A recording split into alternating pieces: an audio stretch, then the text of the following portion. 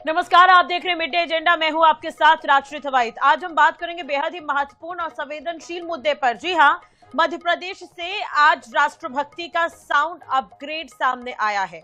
मध्य प्रदेश में अब सिर्फ वंदे मातरम नहीं बल्कि उसके पूरे 6 छंद गूंजेंगे, वो भी अनिवार्य रूप से। मुख्यमंत्री कह रहे हैं कि तुरंत लागू करेंगे। अब उन्होंने कहा है कि केंद्र के ऐलान के बाद तत्काल अमल के निर्देश दे दिए हैं।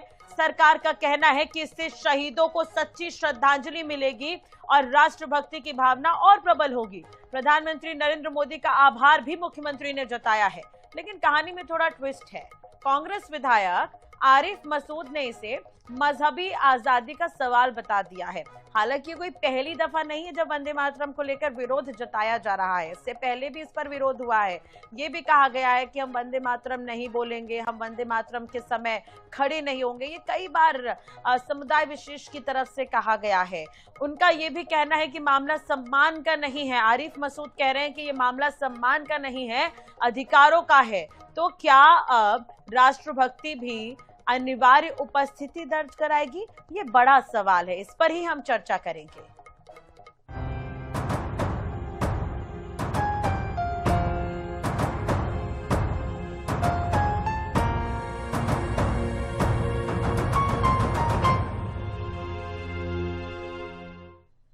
तो वंदे मातरम पर मजहबी रंग। जी हां, मध्य प्रदेश में कुछ ऐसा ही है। राष्ट्रगीत वंदे मातरम को लेकर बड़ा प्रशासनिक फैसला है। मुख्यमंत्री डॉक्टर मोहन यादव ने केंद्र सरकार के ऐलान के बाद राज्य के सभी शिक्षण संस्थानों, मदरसों और सरकारी कार्यक्रमों में वंदे मातरम के सभी 6 के 6 छंदों का गायन अनिवार्य करने के निर्देश दिए हैं।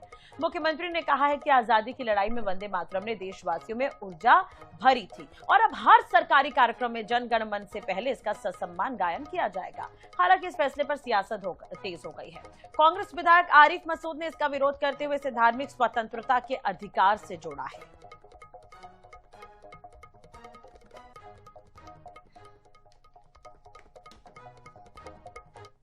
यशस्वी प्रधानमंत्री के नेतृत्व में गृह मंत्रालय द्वारा अब जनगण मन के पहले वंदे मातरम के 6 छंदों का ससम्मान गाने का जो निर्णय किया गया है, हमारे प्रधानमंत्री द्वारा लिए गए इस निर्णय से पूरा देश अपने साथ उन सारे अमर शहीद बलिदानियों को स्मरण करेगा जिनने आज़ादी के पहले वंदे मातरम के बलबूते पर अपना सर्वस्व बलिदान किया।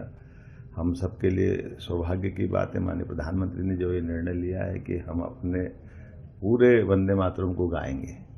अपनी सरकार के इस निर्णय की साथ मध्य प्रदेश सरकार भी खड़ी है और हम अपने राज्य के अंदर तुरंत इसको लागू करने का निर्णय कर रहे हैं। मेरी अपनी ओर से एक बार फिर माननीय प्रधानमंत्री जी को बधाई। झगड़ा केवल इतना है कि उसमें कुछ शब्द ऐसे हैं जिसको लेकर एक मजहबी हमारी आज़ादी पर कहीं ना कहीं अंकुश लगता दिखता है, जिसको लेकर पहले भी हमने ये कहा था कि हमको एतराज है।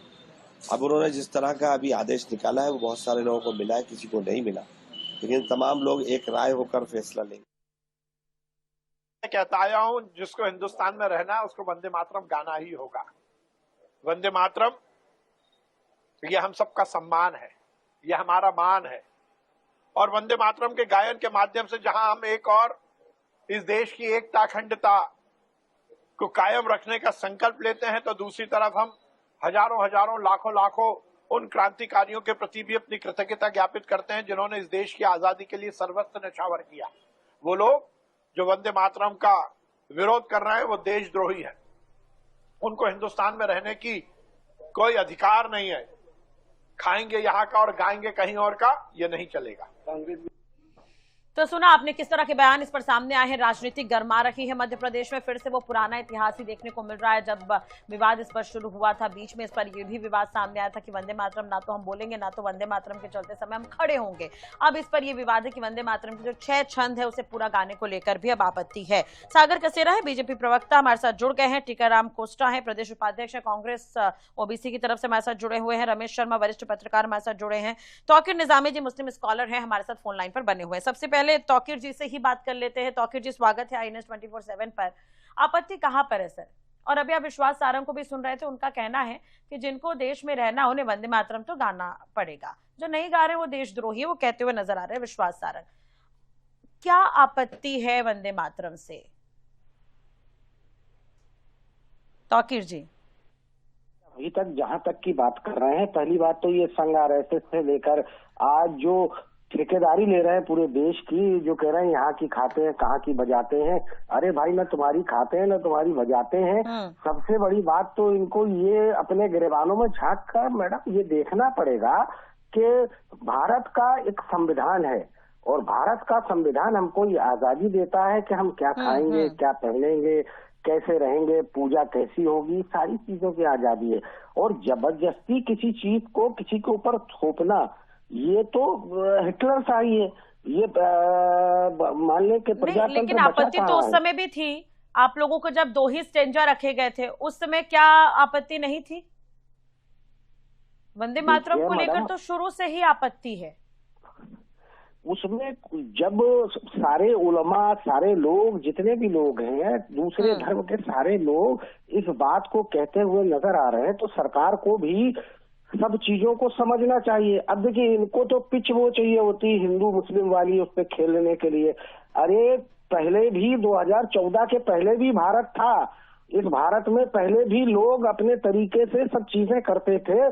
किसी के ऊपर तो राष्ट्रभक्ति की बात हो रही है यहाँ पर निजामी जी, राष्ट्रभक्ति की बात हो रही है। राष्ट्रभक्ति का मैडम ये सर्टिफिकेट बांटेंगे राष्ट्रभक्ति का, जिनका राष्ट्र से कभी कोई लेना देना नहीं रहा, जो लोग जंगे आजादी में। आप लोगों ने तो वंदे मातरम में खड़े होने से भी मना कर दिया था। मदनी का बयान में याद दिलाऊं आपको, उन्होंने कहा था कि वंदे मातरम में तो हम खड़े भी नहीं होंगे।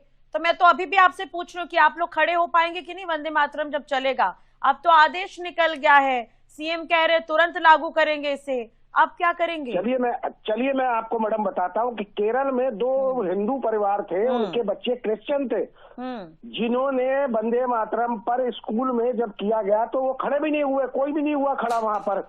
इसके बाद में जाकर उनको स्कूल से निकाल दिया गया। माननीय न्यायालय ने उनके पक्ष में दिया कि भाई वो खड़े हो नहीं खड़े हो, ये उनको तो अभी वर्तमान की हम बात करते हैं, मध्य प्रदेश की बात करते हैं। ठीक है निजामी जी, आपको तो पूरा हिस्ट्री ही मालूम होगा, मुझे पता है, डिबेट में आने से पहले आप भी पढ़कर बैठे होंगे। ठीक है, पूरी हिस्ट्री आपको बात पता है। लेकिन अभी जो मध्य प्रदेश में आदेश दिया गया है, अब क्या करेंगे? सीएम तो कह रहे हैं कि तुरंत लागू करेंगे इसे। अरे भाई लागू करिए, सब सम्मान करते हैं, कोई भी उसका अपमान नहीं करता। आप मेरी बात समझने की कोशिश करिए। आप बिल्कुल रोज गाइए, 1000 बार गाइए। जिसको खड़ा होना है वो खड़ा होगा, जिसको गाना है वो गाएगा, जिसको सम्मान करना है वो सम्मान करेगा। ठीक, मैं सागर जी से इस पर जवाब चाहूंगी। कराने वाले कौन? सागर जी, विश्वास सारंग के बयान और अभी तौकीर जी कुछ कह रहे हैं, उस पर आपका रिएक्शन, क्योंकि तौकीर जी बहुत कम समय के लिए जुड़े हुए हैं, तो आपका जवाब इस पर। देखिए, राष्ट्र कि भाव को किस प्रकार से ये लोग उसका ओपन मजाक उड़ाते नजर आते हैं। राजश्री जी, अभी आपके समक्ष तौकीर जी ने अपने शब्दों में प्रस्तुत किया। तौकीर जी बताते नजर आए, आपको खड़े होना है होइए, आपको गाना है गाइए, हम नहीं बोलेंगे वंदे मातरम, क्योंकि इससे हमारी राष्ट्रीय निष्ठा साबित हो जाएगी और हम साबित करना ही नहीं चाहते। हम देश के खिलाफ बोलते रहेंगे लेकिन हम कभी वंदे मातरम नहीं गाएंगे। अरे वंदे मातरम देश भक्ति का गान है, वंदे मातरम देश की भावना से प्रेरित होने वाला गान है।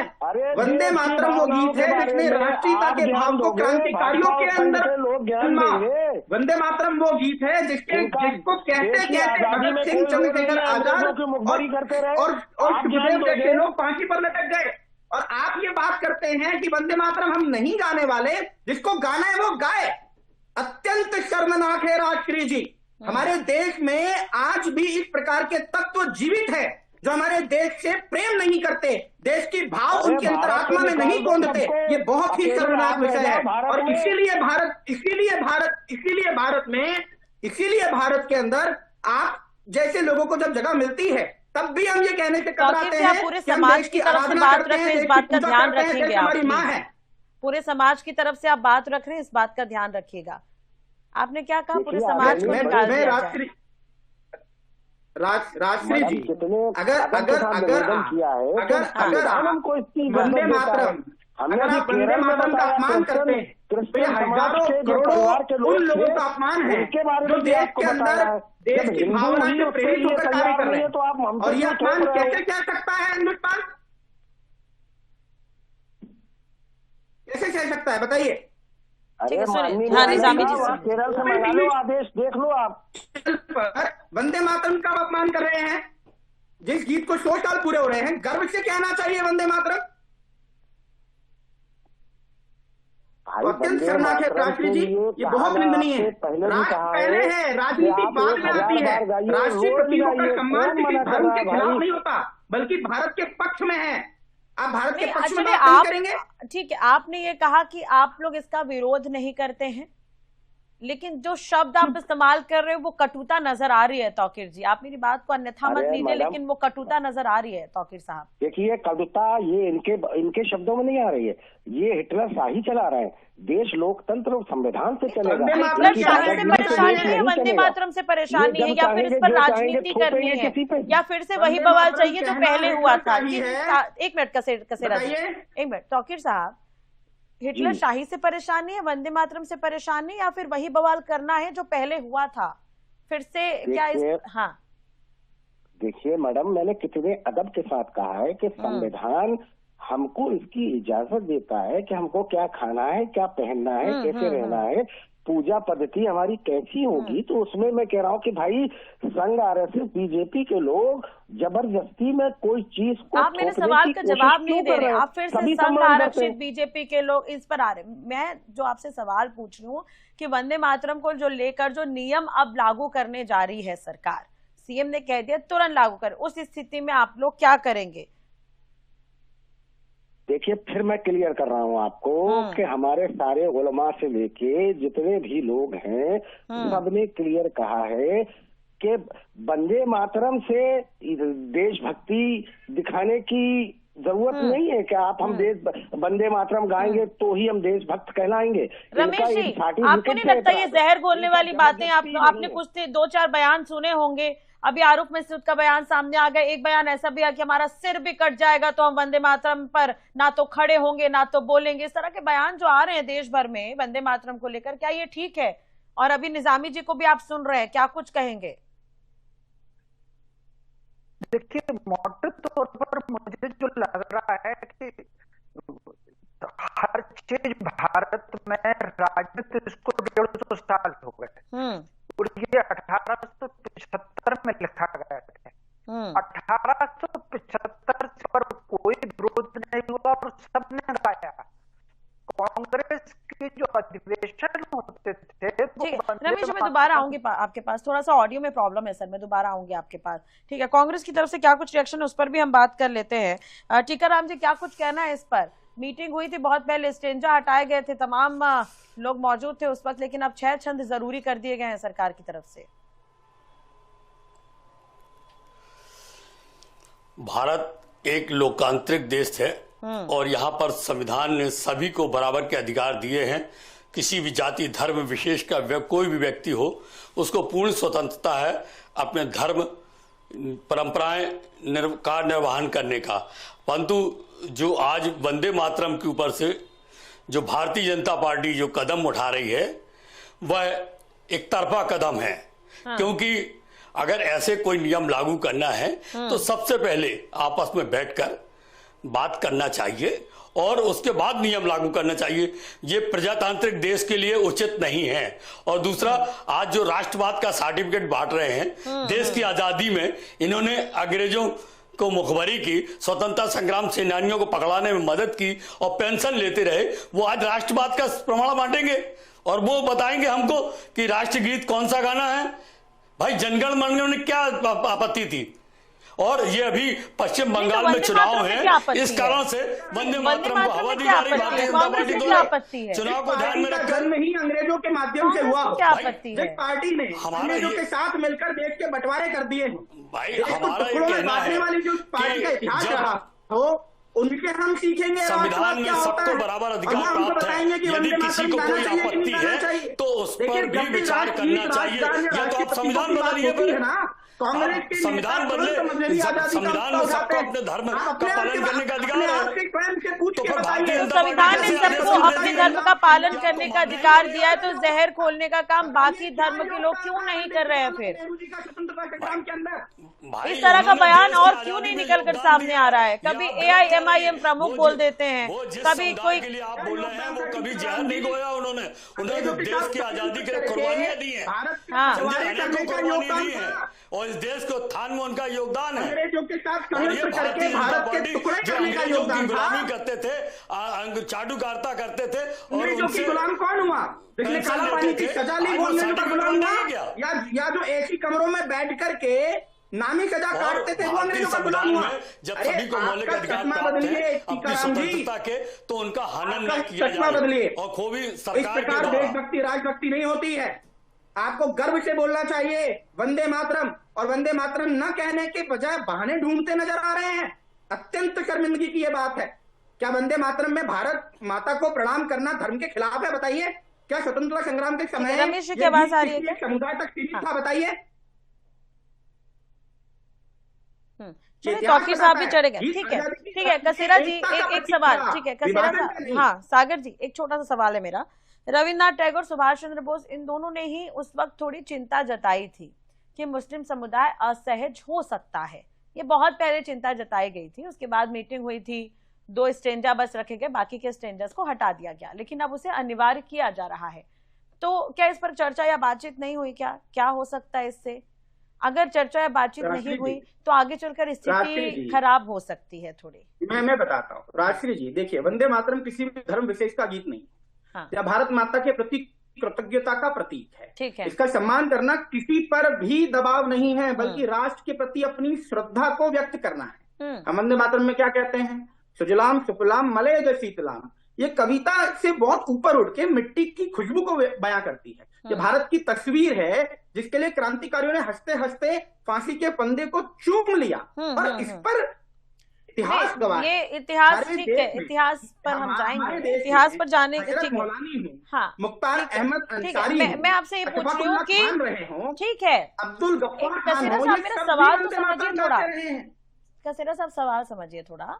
इससे पहले जो हमारे रविन्द्रनाथ टैगोर हैं और सुभाष चंद्र बोस, ठीक है, वो उस समय उन्होंने इस पर चिंता जताई थी।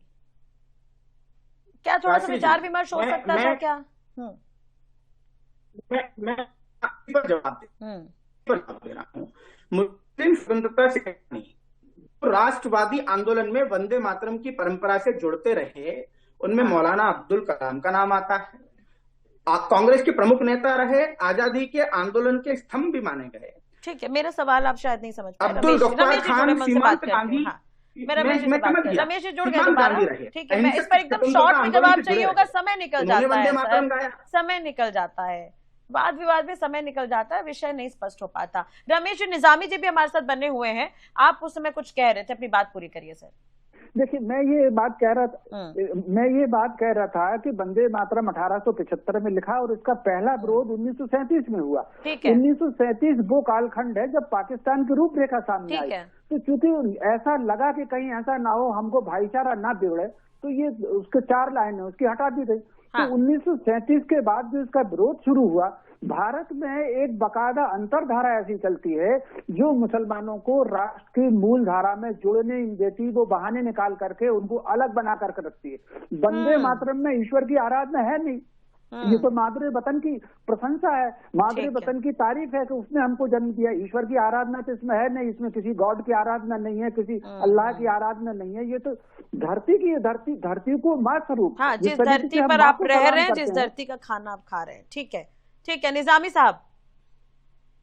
जी मैडम, अभी आप सुन रहे होंगे रमेश शर्मा जी, वरिष्ठ पत्र। हाँ, रमेश जी बड़े वरिष्ठ पत्रकार हैं, मैं बड़ा सम्मान करता हूं उनका, लेकिन उनको सोचना चाहिए कि हम तो कह रहे हैं मादरे वतन जिंदाबाद, हम तो कह रहे हैं सारे जहां से अच्छा हिंदुस्तान हमारा, हम बुलबुले हैं इसकी, ये गुलशता हमारा। अरे आपके अपने शब्दों को हमारे शब्दों से जोड़ने की कोशिश, ये भी तो सब चीजें हैं, इनको भी आपको बोलने में क्या एतराज है? सब बोल ही रहे हैं।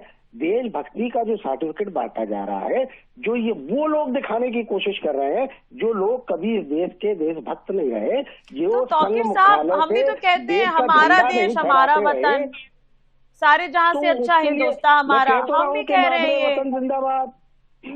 मैं कह तो रहा हूँ मादरे वतन जिंदाबाद, सारे जहाँ से अच्छा हिंदुस्तान हमारा। हम लोगों को सिखाओगी मैडम? हम लोग, ये रमेश जी हो या भारतीय जनता पार्टी संघ के लोग जितने, ये क्या देशभक्ति का सर्टिफिकेट ले बांटने को ठेका रखा?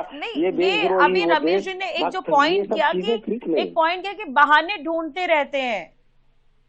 मैडम कोई बहाने नहीं ढूंढता, बहाने संघ आरएसएस के लोग, बीजेपी के लोग सिर्फ वोटों तो वंदे मातरम का सम्मान तो करते हैं ना आप लोग?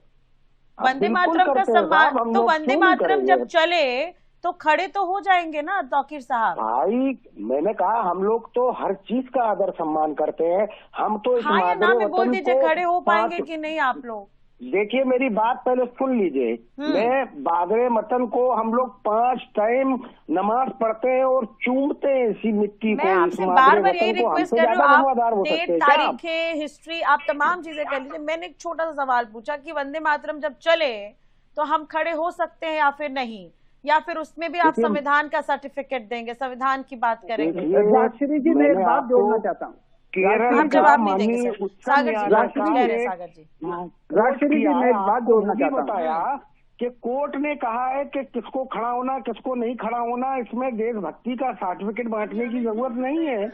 मैंने कहा कि न्यायालय में जाकर ये आदेश लाए, या तो वो आदेश की कॉपी पढ़ लेंगे। भाई कुछ शब्द हैं, कुछ छंद हैं। देशभक्ति की बात कर रही हूँ सर मैं। संविधान पर जाएंगे तो उसमें बहुत सारे नियम कानून है, आधे घंटे का समय भी उस पर कम होगा। मैं देशभक्ति की बात कर रही थी, उस लिहाज से मैं पूछ रही थी कि सम्मान करेंगे कि नहीं आप लोग? देखिए सभी सम्मान करते हैं, बहुत आदर करते हैं, हर बैठ कर सम्मान देंगे, बैठ के सम्मान देंगे, खड़े होकर सम्मान देंगे, उसके लिए किसी ने मना नहीं किया है। मैडम आप समझने की कोशिश करिए, बिल्कुल सम्मान है, सारी चीजों का है। आप ठीक है, सागर जी कुछ कह रहे हैं। हाँ सागर जी, देखिए जिस गीत के लिए मौलाना अबुल कलाम आजाद रहे हो, अब्दुल गफ्फार खान रहे हो और अशरफुल्लाह खान रहे हो, इनको कभी तकलीफ नहीं हुई, उससे तौफीक जी को बड़ी तकलीफ हो रही है। और इनके सम्मान का तरीका देखिए, कितना खूब ये सम्मान कर रहे हैं, बताते नजर आ रहे हैं वंदे मातरम नहीं गाना चाहिए और ये इनका सम्मान है।